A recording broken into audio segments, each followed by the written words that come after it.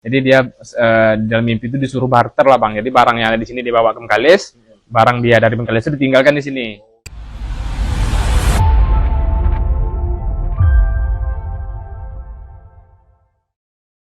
Bangunan limas yang menjadi bagian paling sakral di kompleks istana, mereka tampak seperti peziarah biasa. Petugas pun tak menaruh curiga karena keduanya memang sudah sering datang berkunjung. Tapi siapa sangka di balik tas merah yang mereka bawa tersimpan niat yang membuat geger. Seantero siap membawa pulang tepak sirih peninggalan Sultan Syarif Qasim II. Saat ini saya sudah berada di halaman Istana Peraduan di samping Istana Siak. Kita akan melihat tepak sirih yang sebelumnya sempat dibawa oleh pengunjung. Ikutin terus liputan kami bersama saya Mayonal Putra, reporter Tribun Pekanbaru. Awalnya tak ada yang aneh, namun gerak-gerik keduanya yang mondar-mandir di kamar Sultan memancing tanya. Seorang pengunjung melapor pada petugas saat tas merah itu diperiksa di pos keluar, dugaan pun terbukti. Di dalamnya tersimpan 11 benda bersejarah, termasuk satu set tapak sirih lengkap dengan pernak-perniknya. Sanusi dan Aminah langsung diamankan, tapi bukannya panik. Sanusi justru tenang, bahkan tersenyum tipis.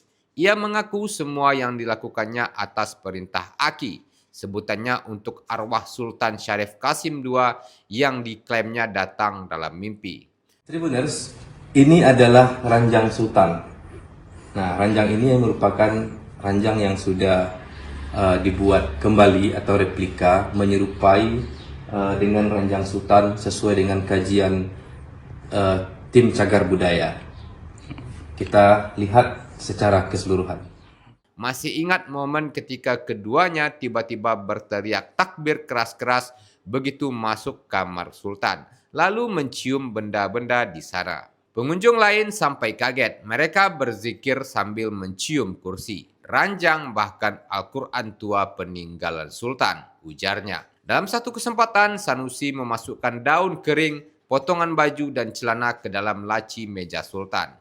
Ia bersimpuh dan berdoa keras, "Wahai Aki kami, ubahlah ini menjadi emas." Ia bahkan mewanti-wanti petugas agar daun itu tidak diganggu selama 2 hari karena prosesnya belum selesai. Bagi petugas istana, apa yang dilakukan Sanusi dan Aminah sudah seperti ritual goib yang bercampur antara keyakinan spiritual dan kalayan mistik.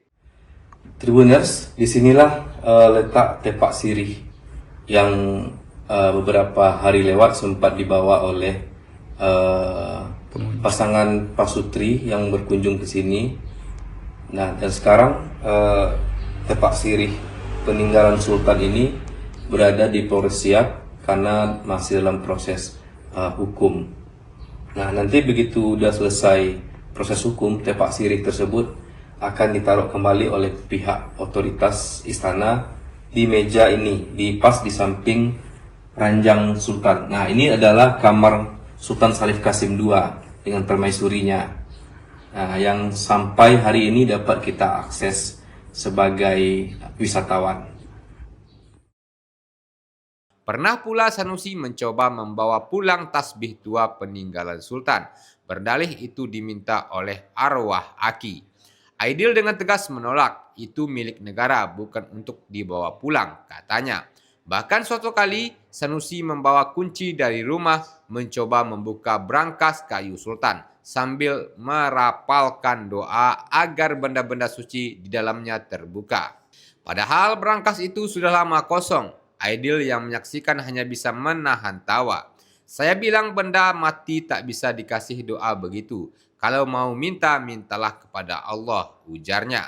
Namun bagi Sanusi dan istrinya, pusaka bukan sekedar benda. Mereka yakin di dalamnya bersemayam roh Sultan yang berkuasa atas rezeki dan keberuntungan. Ini benda apa? Apakah ini termasuk salah satu benda yang diincar oleh pelaku itu? Ya, ini brankas pribadi Sultan bang. Brankas pribadi milik Sultan ya. Jadi kalau di istananya ada 2 brankas, satu milik kerajaan di istana. Oh, yang besi. Ya, yang mesti dia satu saya buka, sekarang satu lagi nih. Ini gimana cerita pelaku waktu menghadapi benda ini? Jadi dia bawa kunci sendiri dari rumah. Ya.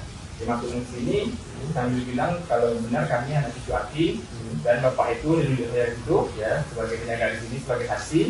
Terbuka lah berangkatnya. Padahal terbuka ya. Terbuka. Bisa dilihat ya? Bisa bang.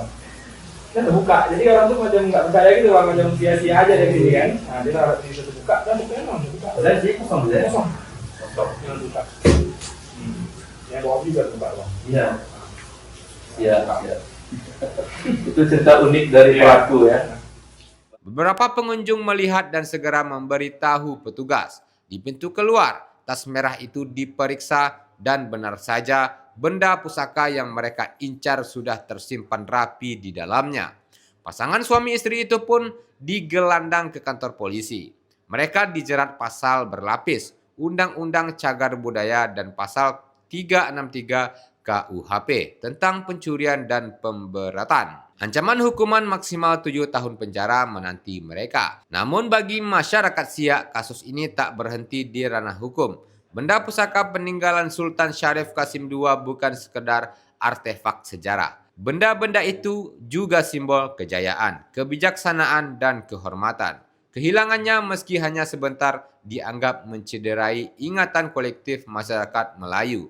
Apakah Sanusi dan Aminah benar-benar percaya bahwa Sultan memanggil mereka melalui mimpi, ataukah kisah bisikan arwah itu hanya alasan untuk menutupi niat serakah mereka terhadap warisan kesultanan? Istana Siak yang selama ini jadi lambang kejayaan Melayu kini kembali diselimuti aura misteri.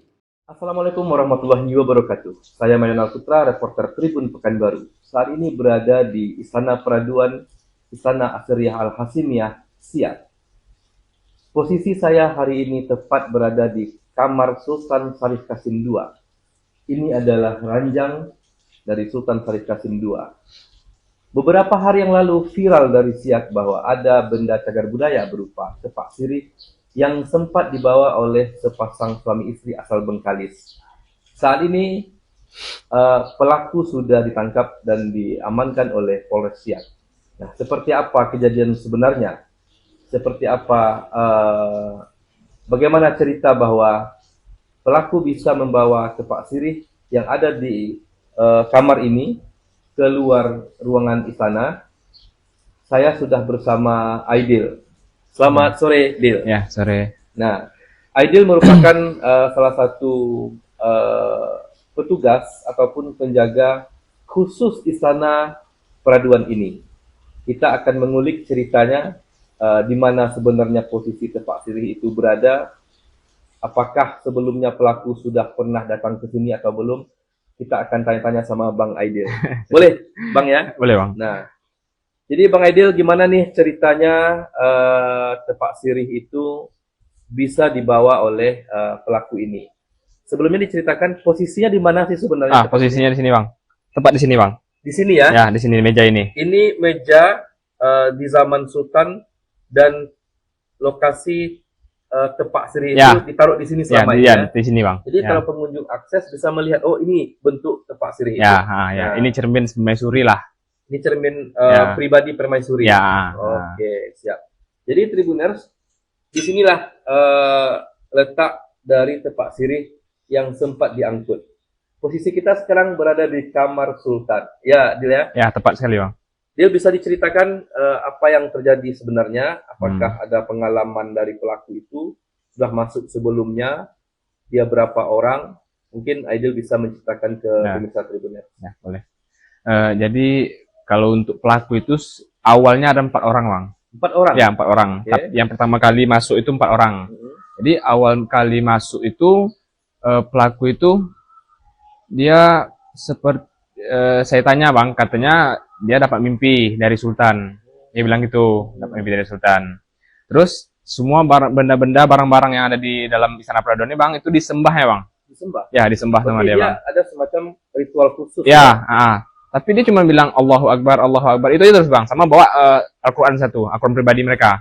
Nah, itulah. Jadi pas awal masuk. Cara dia menyembah itu seperti apa? Benda-benda. Misalnya ini ada lampu nih. Lampu Oh, dicium-ciumnya bang. Oh, dicium-cium. Ya, dicium-ciumnya bang. Sama sambil nyebut Allahu Akbar. Teriak-teriak. Ya, sambil teriak-teriak. Betul. Itulah. Jadi awal masuk berempat itu dari depan mereka cium-cium barang-barangnya, ya kan? Pakai entah apa-apa ya yang disebutnya bang kan. Iya. Terus saya dalam sini, saya tugas sendiri di sana perduan, memang sendiri saya tugas sendiri kan. Iya. Tuh saya di belakang, saya dengar ada suara-suara orang takbir, orang sholawat segala macam. Ini saya lihat lah ada 4 orang, satu perempuan, 3 orang laki-laki bawa Al-Quran. Terus mereka saya pantau aja bang, gak saya tanya. Jadi pas puncaknya itu mereka itu mau membuka brankas yang udah terbuka. Oh, di sini ada brankas ya, Ya. ya di kamar sultannya ada brankas kayu gitu ya. Ya, brankas pribadi. Ini terbuka ya di sudut sana kalau. Ya. Siap. Terus Jadi saya tanya. Jadi pas di saat mereka berempat lagi melakukan ritual di depan brankas itu, saya tanya, ya kan? Mohon maaf Bapak, Ibu, ini tujuan Bapak Ibu ke sini apa sebenarnya? Tapi mereka nggak jawab bang. Mereka cuma mengulurkan tangannya, memberi isyarat kalau tunggu sebentar, nah seperti itulah. Stop. Ya, ya. Tunggu sebentar itu. Kan? Ya saya biarkan aja. Terus mereka ada kunci dari pribadi mereka dimasukkan ke dalam brankas besi itu. Bentar, kunci pribadi itu dia bawa dari luar berarti? Ya dari luar. Bukan dalam ini ya? Bukan, nah, dari luar dia bawa kunci biasa tuh bang, kunci biasa dibawa. Terus dia mau membuka sambil bilang jika benar kami adalah anak cucu Aki. Aki itu sultan lah bang jatuhnya bang. Dimaksudkannya ke Ya, arwah sultan. ya arwah sultan. Jadi dia jadi dia menganggap sultan itu adalah buyut dia bang. Buyut dia gitu kan.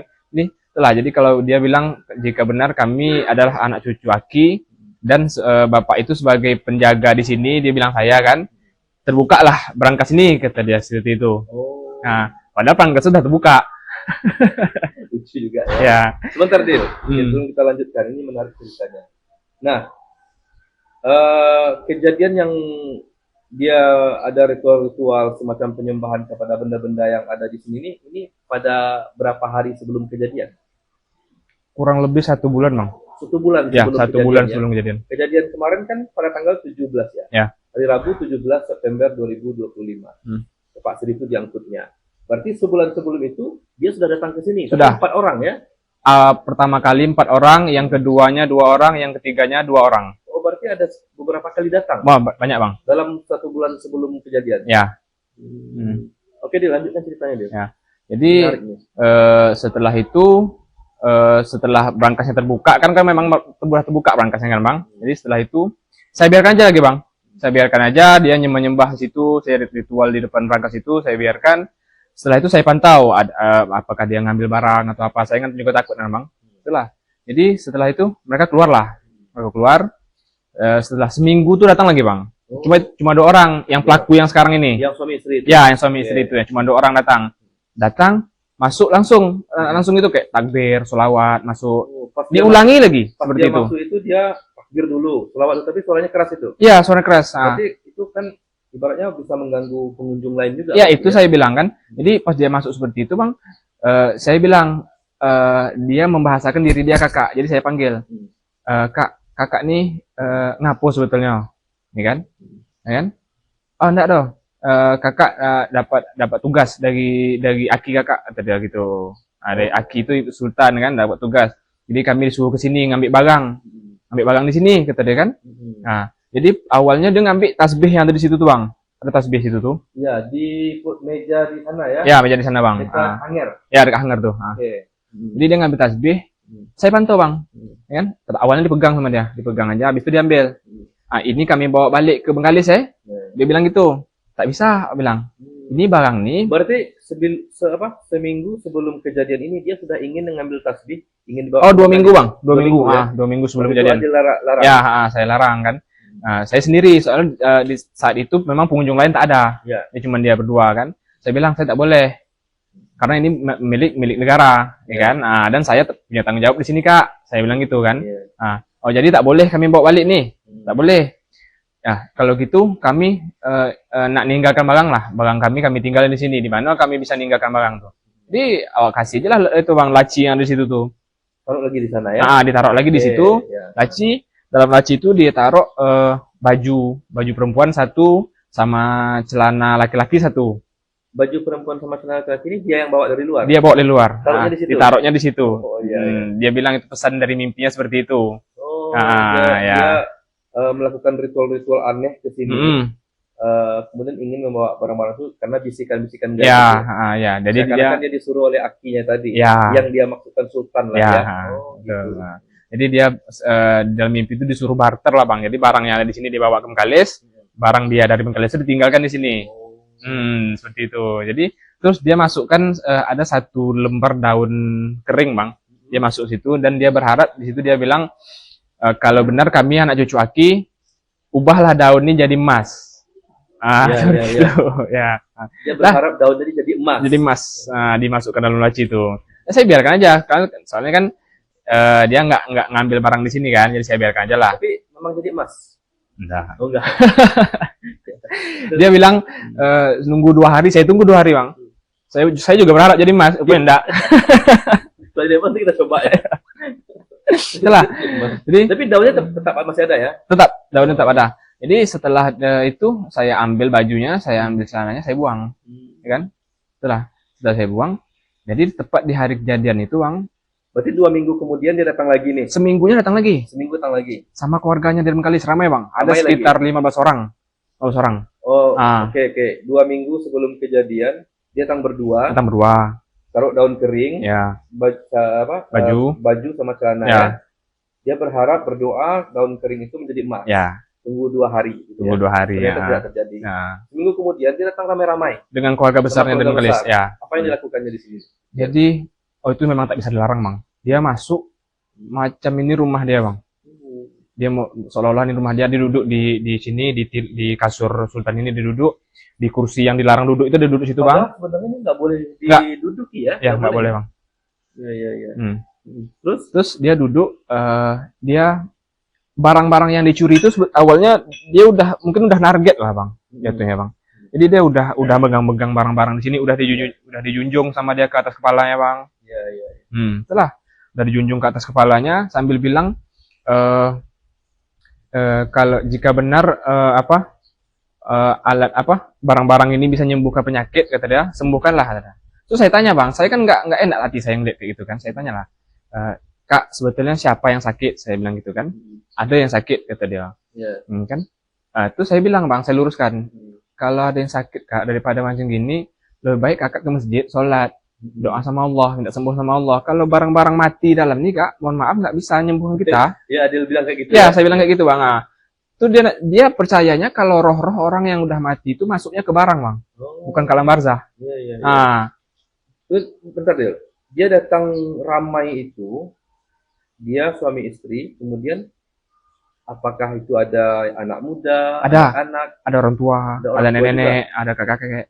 Ya. sama apa kekayaan semua? Tapi cuman dia berdua nih yang tetap begitu bang, yang lainnya cuman lihat-lihat. Oh. Yang tetap takbir, solawat itu cuman dia berdua. Yang lain cuma dia lihat kayak Ya, pengunjung biasa. pengunjung biasa. Dia masuk nggak pakai tiket. Itu yang saya tak tahu tuh bang. Soalnya dia masuk dari depan kan. Iya. Saya di sini cuma Ada nerima tugas di tamu. sini, ya. Cuma nerima tamu di sini. Berarti 1-2 minggu sebelum kejadian, seminggu sebelum kejadian dia datang ramai-ramai itu berapa lama dia di Kurang sana lebih 15 menit lah bang. 15 menit 15 dia menit. keluar lagi. Ya. Tapi tidak ada bawa barang-barang. Tidak ada. Saya larang. Memang dia mau ngambil tasbih itu lagi, saya larang. Tetap saya larang. Karena kan orang ramai gitu, jadi mau tak mau saya harus keras. Itu kan tasbih tetap barang peninggalan cagar budaya. Itulah saya Semua larang. benda-benda yang di sini Tribuners ini adalah benda-benda cagar budaya. Nah, itu dia ya. Ya, betul bang. Nah, Terus akhirnya mereka keluar lah, keluar. Setelah keluar seminggu tuh baru kejadian bang, yang ngambil berarti barang. dia keluar Rabu pada tanggal 17 September baru dia datang berdua. Ya datang berdua. Itulah kejadian Ya. dia mengambil Tepak tepak sirih. sirih, ya. Tepak Coba sirih. ceritakan dia. Jadi Dia masuk. masuk berdua. Terus kan CCTV di Istana Perdana kan mati bang. Oh, kebetulan Ya, CCTV bermasalah Tribuner. Ya masalah. Jadi saya di depan jaga bang. Kan saya sendiri di sini bang. Kan nggak bisa saya memantau semua pengunjung yang masuk ke sini kan. Ya. Saya sendiri. Jadi saya jadi buku tamu. Terus tamu tuh yang bilang ke saya, Pak, nanti kalau bapak ibu tuh keluar, tolong dicek dalam tasnya. Oh, itu pengunjung lain. Pengunjung lain yang bilang bang. Karena kan saya sendiri di sini bang. Ya. Lah, pengunjung lain yang bilang, tolong dicek tasnya. Ini kan saya lihat bapak ibu tuh memasukkan barang yang di depan cermin tuh ke dalam tasnya. Ya, Nah, saya lapor ke petugas keamanan ini bang, di pintu keluar. ya pintu keluar. Di pos pengamanan pintu luar ya. Ya, saya lapor. Setelah itu, setelah dia keluar, dicek sama orang tuh, sama petugas keamanannya. Betul, Jadi tepak sirih itu dibawanya ditaruhnya ke dalam tas atau tas ditenteng gitu aja. dalam tas bang. Oh, dia sudah siapkan Ya, tasnya udah ya. siap, Oh, dalam tas. berarti dibawanya baru tertangkap di pintu keluar. Pintu keluar, Nah, ya. itu dia tertangkap. Dia tak ngelak bang, nggak ada pembelaan. Tapi seolah-olah dia memang betul-betul ditugaskan untuk meminjam barang itu. Oh, alasannya kemudian dia disuruh oleh akinya Ya. dalam mimpinya untuk meminjam Meminjam, barang ini. ya, Alasannya meminjam. tidak, yang lain tidak jelas. Ya, yang jelas nggak ada. Jadi dia pun nggak merasa bersalah, dia nggak merasa itulah bang. Ibaratnya itu tugas dia gitu. Panggilan gaib dia lah. Ya, Terus kemudian begitu dia ditangkap, dia dibawa ke polsek atau kemana? Polsek kabarnya. ya ke polsek bang. Baru kemudian menjadi masalah hukum. Ya. Nah, sekarang Bang Aidil, artinya kan mereka tidak berhasil mencuri benda cagar budaya yang ada di kamar Sultan ini berupa tepak sirih, Ya. dan ada 11 item itu ya, yang Ya. kecil-kecil gitu ya. Nah, terus sekarang benda itu di mana Bang Aidil? Masih di Polres bang. Masih di Polres Ya. ya, berarti menjadi BB atau barang bukti di Ya. Polres untuk proses hukum ya. Ya. Baik, ini menarik juga ceritanya ya. Karena memang di sini ibarat museum, banyak sekali benda-benda peninggalan Sultan yang otentik, mulai yang dari kecil-kecil sampai yang paling besar, yang memang kadang-kadang diincar oleh orang-orang seperti pelaku ini. Nah, selama Aidil bertugas di Istana Peraduan ini pengalaman yang berapa kali, Mel? Baru yang pertama kali bang. Ini pertama Yang sekali pertama ya. kali. Sebelum-sebelumnya nggak ada pernah pencurian. Alhamdulillah aman bang. Aman ya. Aman. Oke. Jadi waktu begitu orang itu masuk, pengunjung-pengunjung lain tuh heran juga melihat. Heran bang, dia duduk di sini, duduk di situ, di tempat-tempat yang dilarang duduk tuh. Tapi waktu itu dilarang nggak? Pernah dilarang nggak? Saya larang bang, memang nggak dengar ya. Saya laporlah ke koordinator. Koordinator bilang tetap nyuruh saya yang melarang. Nah, Tapi dia mengabaikan. abai tetap diabai sama dia bang. Apalagi tugas sendiri di sini ya. Saya sendiri tugas di sini bang. Ya, Tribuners memang di Istana Peraduan ini Dinas Pariwisata hanya menempatkan 1 orang. Dari pagi sampai Sore bang. sore tutup. Pagi Betul. sampai tutup. Jadi makan di sini, sholat di sini. Jadi kalau pengunjungnya ramai, ya tidak mungkin tercover semuanya begitu. Betul bang. Bang Apalagi Ajay, kalau anak sekolah yang masuk bang, ramai. apalagi anak sekolah. Ya. Outing kelas, Ya. studi tour anak-anak sekolah. Itu kan ratusan ramai, orangnya bang. ratusan ya. Nah, anak-anak ratusan. Dilayani sendiri. Sendiri. Itu gimana sih pengalamannya mengasihkan atau gimana? Oh itu kalau yang masuk anak SMA masih oke bang, masih lebih mudah diatur kan kalau anak SMA. Tapi kalau yang anak SD, anak TK, ya Allah, itu memang susah bang, memang betul-betul susah. Dia nggak dengar, dia memang nggak paham bahasa kita bang. Nah, jadi mau nggak tak mau, dan kadang salahnya di situ bang. Kadang gurunya, anak-anak muridnya di luar masuk, gurunya masih di istana. Iya, iya. Nah, jadi dibebaskan gitu aja. Iya. Jadi kayak saya mau nggak mau harus, Padahal yang dijaga ini benda-benda cagar budaya. iya, Tidak boleh rusak, barang-barang negara. tidak boleh rusak. Dan nilainya ini kan tidak ada nilainya, no? Siapa yang kalau kolektor itu kan yang semahal apapun kalau dia minat bisa dibeli. Bisa orang, beli, kan? kalau ini nggak bisa. Ya. Nah, barang peninggalan gitu. Terima kasih Bang Aidil bincang-bincang sore kita pada Iya bang. sore hari ini.